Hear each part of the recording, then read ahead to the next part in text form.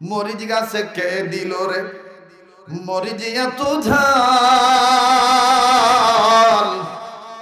কারিয়া দেশে ভাদ্র মাসে পাকে গাছে তাল সুবহানাল্লাহ কবেন না।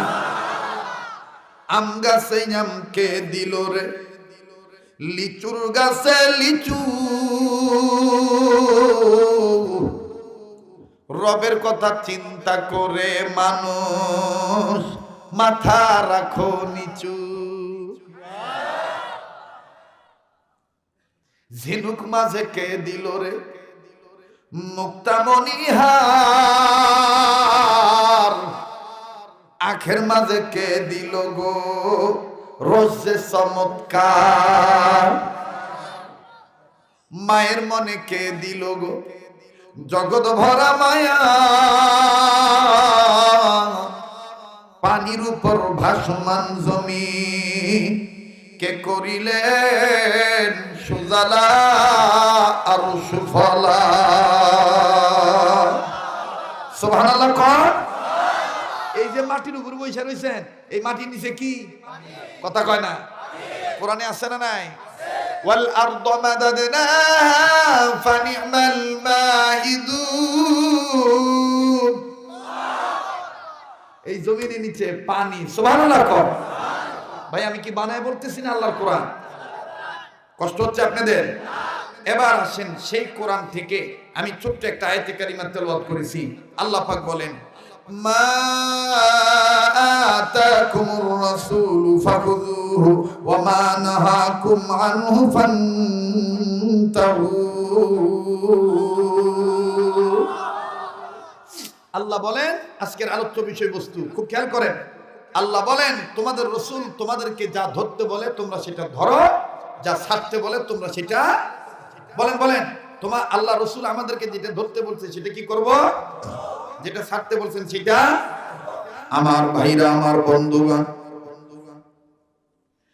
আল্লাহর নবীর কথা মোতাবেক এ বাবাজি বিদায় হজের ভাষণে আল্লাহর নবী বলে গেলেন কেঁদে কেঁদে বললেন আমার বন্ধুগণ সোয়া লক্ষ সাহাবা একরামকে সামনে নিয়ে বললেন বাবাজি কেউ যদি চলে যায় তাকে চলে যেতে দিবেন খবরদার আমার বন্ধুগণ কারো যাওয়া দেখে আপনি যাবেন না এটাই জীবনের শেষ বয়ান হইতে পারে। বন্ধু অন্তরাত্মায় যদি কোরআনের মহব্বত থাকে দেখবেন বন্ধু ঘর থেকে আমার যুবক বন্ধুরা চলে আসবে মা বাবা তিনারা দেখবেন বাচ্চাদেরকে পাঠায় দিবে যাও যাও বয়ান শুনে আসো এই বয়ানের দ্বারা দিন পরিবর্তন হয়ে যাবে।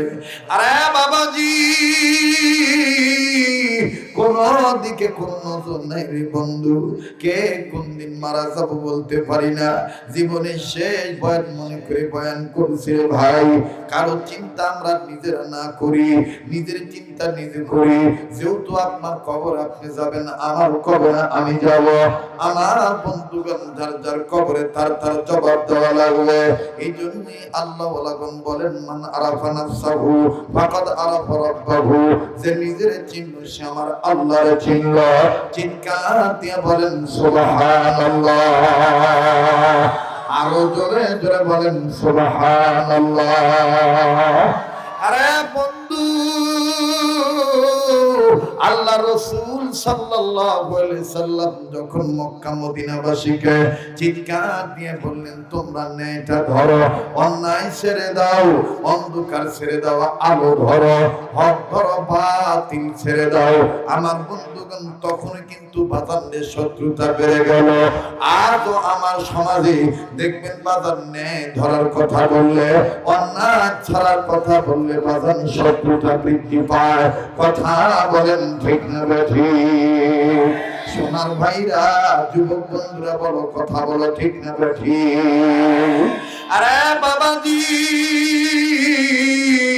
কে কেউ কারো দিকে নজর দিয়েন না রে বাবা। জীবনে শুনছেন কিনা জানি না, আলোচনাটা আপনার কাছে নতুন মনে হবে।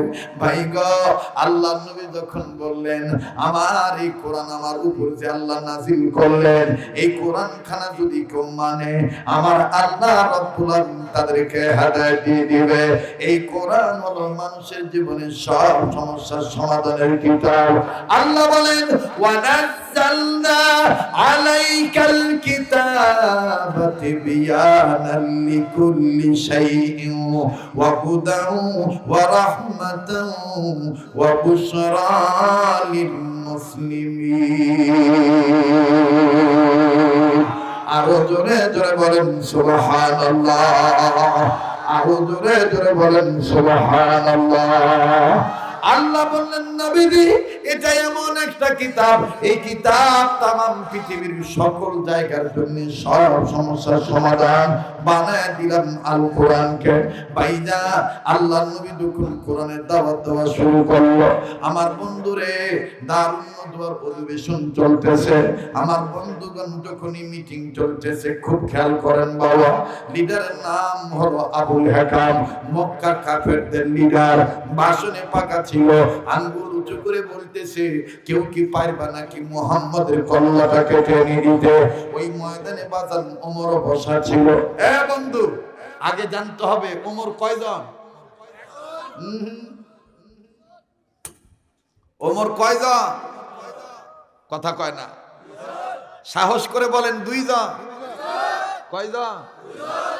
একজন হইল ওমর ইবনুল হিশাম, একজন হইল ওমর ইবনুল খাত্তাব রাদিয়াল্লাহু তাআলা আনহুমা। একজন হইল ওমর ইবনুল হিশাম আর একজন হইল ওমর ইবনুল খাত্তাব রাদিয়াল্লাহু তাআলা আনহুমা। আমার ভাইরা, এক ওমর জাহান্নামী, এক ওমর জান্নাতি। সুবহানাল্লাহ। ওমর ইবনুল হিশাম কেন? ওমর ইবনুল হিশাম হইল আবু জাহেল, আবুল হেকাম। আর ওমর ইবনুল খাত্তাবকে জান্নাতের টিকিট পাইছে যে। সুবহানাল্লাহ। তো ওমর কয়জন? এই এক ওমর ভাষণ দিয়ে বলতেছে মুহাম্মদের কল্লা যদি কেউ কাইটাই না দিতে পারো তাহলে আমি তাকে পুরস্কার দিয়ে পুরস্কৃত করব।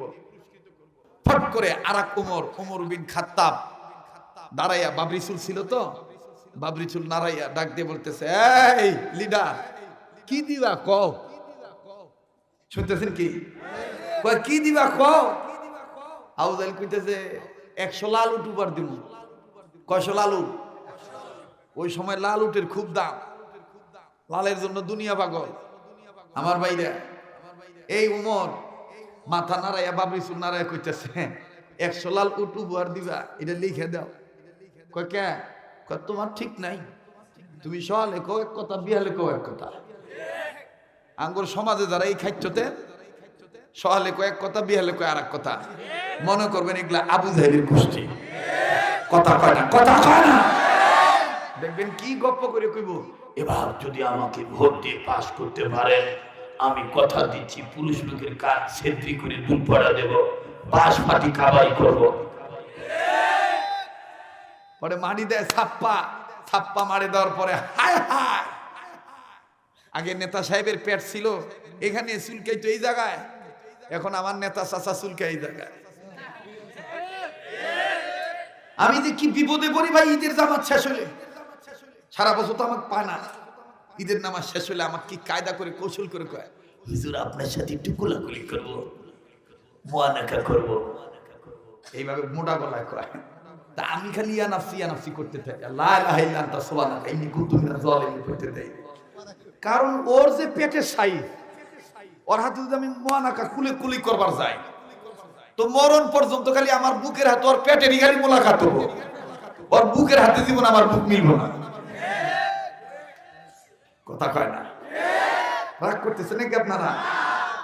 এই আবু জাহেল ডাক দিয়ে কইতেছে কে তুমি আমাকে বিশ্বাস করো না, তুমি যদি খালি আমাকে যদি কেউ মুহাম্মাদের কল্লা কাইটাই না দিতে পারে খুব ভালো লাগবে আপনাদের। শোনেন, জীবনে উমর জীবনী বহুত শুনছেন, আমার কাছ থেকে শোনেন, লেটেস্ট কিছু বক্তব্য পাবেন, নতুন করে তৈরি করে আনি নাই। ওলামা একরাম হয়তো বা আপনাদেরকে মানে ওই রকম ভাবে সময় নিয়ে বলে না, আমি আজকে আপনাদেরকে বিস্তারিত খুলে বলার চেষ্টা করতেছি। কষ্ট হচ্ছে আপনাদের? তো আবু জাহেল বলতেছে, কেউ যদি আমার হাতে মুহাম্মদের কল্লা কাইটা না দিতে পারে আমি তাকে 100 লাল উট উপহার দিব। এই যে আমি লিখে দিলাম। এবার ওমর কইতেছে, খাত্তাবের বেটা ওমর কইতেছে, আমি রেডি। কেন রেডি? ওমর রেডি। সুবহানাল্লাহ করেন না? কিন্তু এই ওমর দাঁড়াইলো, যখন ওমর হাত তুলছে ঠিক তার কিছুক্ষণ পূর্বে আল্লাহর নবী কিবলার দিকে হাত উঁচু করে দোয়া করে কান্দার বলেন, আল্লাহ, আমি তোমার কাছে দুইটা ব্যক্তির জন্য দোয়া করতেছি, মাবুদকে দুইজনের যে কোনো একজনকে তুমি ইসলামের জন্য কবুল করো। ও আল্লাহ, এই দুইজনের একজনকে যদি তুমি ইসলামের জন্য কবুল করো, আমি মুহাম্মদের জন্য দিন প্রচার করা সহজ হয়ে যাবে, দিন প্রতিষ্ঠা করা সহজ হয়ে যাবে। আল্লাহ পাক বললেন, জিবরাইল নবীকে বলো না নামগুলো বলতে। এবার আল্লাহ নবী বললেন, নাম্বার 1 মক্কার কাফেরদের লিডার আবু জাহেল, ওমর ইবনুল হিশাম। নাম্বার 2 ওমর ইবনুল খাত্তাব, খাত্তাবের বেটা ওমর। আল্লাহ পাক ডাক দিয়ে বললেন, জিবরাইল রে, আমার নবীকে আমার সালাম দিয়া বলে দাও, আমি মক্কার কাফেরদের লিডার আবু জাহেলকে মঞ্জুরি দিলাম না, আমি খাত্তাবের বেটা ওমরকে মঞ্জুরি দিয়ে দিলাম।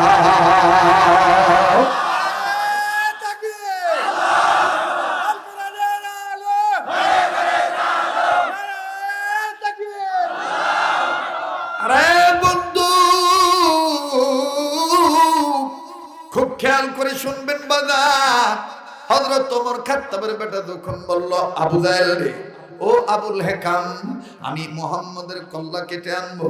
ফট করে আবু জাহেল বলতেছে, কয়দিন লাগবো? কয়দিন লাগবো? ওমর কয়, ধরো 3 দিন। আল্লাহ তাআলা তার নবীকে বলতেছেন, নবী গো, ওমরেরও ইসলাম কবুল করতে লাগবে মাত্র 3 দিন। সুবহানাল্লাহ। মুহাম্মদের কল্লা কাটতে লাগবে কয়দিন? 3 দিন। হযরত ওমর বাড়িতে গেছে 100 লাল উটের লোভে। দেখেন আমার দিক তাকান, বাড়িতে যায় বউরে ডাক দিয়ে কইতেছে, এই বিবি, তরবারি নিয়ে। তো স্ত্রী বলতেছে, তরবারি তো অনেক কয়টা, কোনটা আনমু? কয় সবচাইতে যেটা বড়, ধার বেশি, ওইটা নিয়ে। তো নিয়ে আইছে। এবার ডাক দিয়ে কয়, 20-এর বোতল নিয়ে। স্ত্রী কয়, 20-এর বোতল আবার কেন? তা আচ্ছা, কোন 20-এর বোতল আনবো? তোমার তাকে তো অনেক সাপের বিষ রাখা। তৎকালীন সময় তীরের আগায়, তরবারির গায়ে সাপের বিষ মাখাইয়া শিকার করত, এই জন্য সাপের বিষ বিক্রি হইত।